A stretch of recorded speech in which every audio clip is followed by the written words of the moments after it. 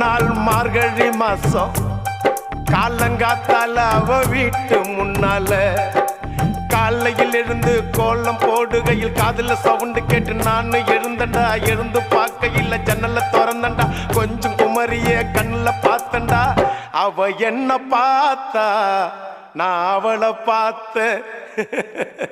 அப்புறம் கண்ணும் கண்ணும் முட்டிக்குச்சு, காதல் வந்து ஒட்டிக்குச்சு.